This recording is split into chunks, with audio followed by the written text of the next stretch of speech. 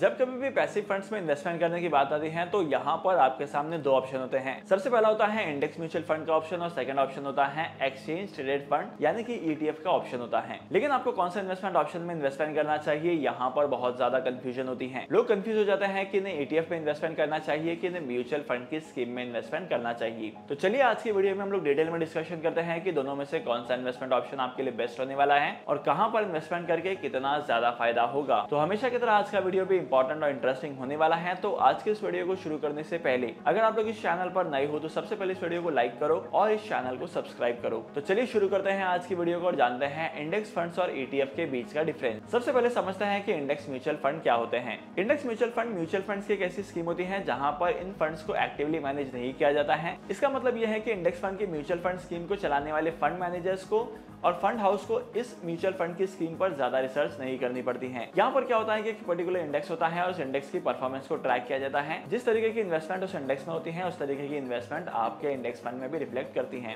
Market में अगर आप लोग करंटली देखेंगे तो करंटली मार्केट में आपको बहुत सारे इंडेक्स म्यूचुअल फंड मिल जाएंगे जहां पर इन्वेस्टमेंट करके आप अट्रैक्टिव रिटर्न्स कमा सकते हैं। अब मैं ऐसा क्या बोल रहा हूँ कि आपको अट्रैक्टिव रिटर्न्स कमाने को मिलेंगी। अगर आप किसी भी पर्टिकुलर सेक्टर के इंडेक्स को देखेंगे तो over the period of time long term में इन सारे इंडेक्सेस की प्राइसेस की जो वैल्यूएशन है वो ग्रो करते जाती है और यहाँ पर आपको अट्रैक्टिव रिटर्न ही मिलते हैं लॉन्ग टर्म के लिए। इंडेक्स म्यूचुअल फंड में इन्वेस्टमेंट करने का सबसे बड़ा फायदा ये होता है कि यहाँ पर एक्सपेंस रेशियो बहुत कम होता है। अगर आप लोग मार्केट में देखेंगे तो मार्केट में बहुत सारे म्यूचुअल फंड की स्कीम ऐसी होती है जहां पर एक्सपेंस रेशियो जो है वो 1% या उससे ज्यादा का होता है। लेकिन अगर आप लोग म्यूचुअल फंड की इंडेक्स फंड की स्कीम को देखेंगे तो यहाँ पर इनका जो एक्सपेंस रेशियो है ये 0.20% से ज्यादा का नहीं होता है। अगर मैं आसान भाषा में कहूँ तो मेरे कहने का मतलब ये है कि इंडेक्स म्यूचुअल फंड में इन्वेस्टमेंट करने का कॉस्ट यानी कि जो एक्सपेंस रेशियो है वो बहुत ही कम होता है। इसके अलावा अगर आप लोग इंडेक्स म्यूचुअल फंड के रिटर्न्स को देखेंगे तो इंडेक्स म्यूचुअल फंड के रिटर्न्स कंपैरेटिवली अट्रैक्टिव रिटर्न देते हैं लॉन्ग टर्म के लिए। लेकिन आपको पीसफुली पेशेंस से इन्वेस्टमेंट करना पड़ेगा। आपको अपने इन्वेस्टमेंट की जर्नी को कंटिन्यू करना है और अगर आप लोगों ने एसआईपी के थ्रू इंडेक्स फंड में इन्वेस्टमेंट किया है तब यहाँ पर आपको हमेशा ही ये ध्यान रखना है आपको आपके एसआईपी को कंटिन्यू करना है whatever the market condition is. क्योंकि अगर आप लोग म्यूचुअल फंड की स्कीम में इन्वेस्टमेंट करते हैं भले ही वो पैसिवली मैनेज म्यूचुअल फंड है, भले ही वो इंडेक्स फंड है, लेकिन यहाँ पर आपको अट्रैक्टिव रिटर्न्स कमाने को तभी मिलेंगे जब आप अपने इन्वेस्टमेंट्स को कंटिन्यू करते जाएंगे मार्केट की कंडीशन के हिसाब से। क्योंकि मार्केट में जो भी अप्स एंड डाउन्स होते हैं उन सभी का इंपैक्ट आपको म्यूचुअल फंड की इंडेक्स फंड की स्कीम में देखने को मिलेगा।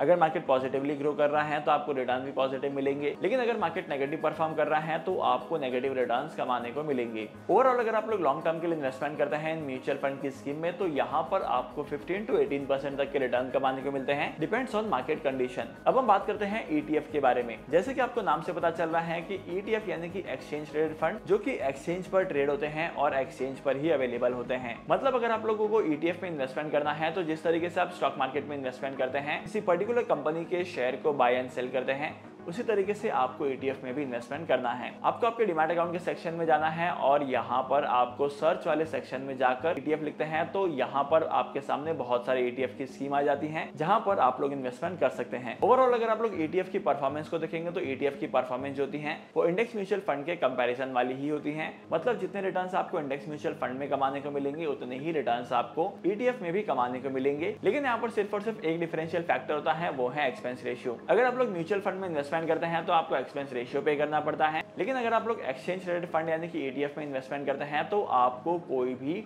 एडिशनल चार्जेस पे करने की रिक्वायरमेंट नहीं पड़ती है। मतलब आप लोग म्यूचुअल फंड की इन्वेस्टमेंट स्कीम में जो एक्सपेंस रेशियो का पेमेंट कर रहे थे वो एक्सपेंस रेशियो यहाँ पर पे करने की रिक्वायरमेंट नहीं है। ईटीएफ में इन्वेस्टमेंट करना है तो आपको मैन्युअली इन्वेस्टमेंट करना पड़ेगा, यहाँ पर एसआईपी के तौर पर इन्वेस्टमेंट नहीं किया जाता। अगर आप लोग एसआईपी के तौर पर इन्वेस्टमेंट करते हैं तो आपको एक स्पेसिफिक डेट पर आकर और ज्यादा ईटीएफ को बाय करना पड़ेगा, या तो आपको सेल करना है तो भी यही प्रोसेस है, आपको खुद से सेल करना पड़ेगा और खुद से ही बाय करना पड़ेगा हर टाइम। लेकिन अगर आप लोग लमसम इन्वेस्टमेंट करना चाहते हैं तो यहाँ पर लमसम इन्वेस्टमेंट्स करने के बहुत सारे फायदे हैं। अगर आप लोग लमसम इन्वेस्टमेंट करना चाहते हैं वो भी जब मार्केट में क्रैश आता है या जब मार्केट में ईटीएफ की वैल्यूएशन अट्रैक्टिव होती है तब आप उस पर्टिकुलर टाइम पीरियड में भी इन्वेस्टमेंट कर सकते हैं। लेकिन अगर आप लोग एसआईपी के तौर पर इन्वेस्टमेंट करते हैं म्यूचुअल फंड की स्कीम में, स्पेशली अगर आप लोग एसआईपी के तौर पर इन्वेस्टमेंट करते हैं इंडेक्स फंड में, तो आप लोग एक पर्टिकुलर डेट पर एक particular pre determined time period में आप उस कंपनी के शेयर या उस इन्वेस्टमेंट ऑप्शन को बाय कर सकते हैं।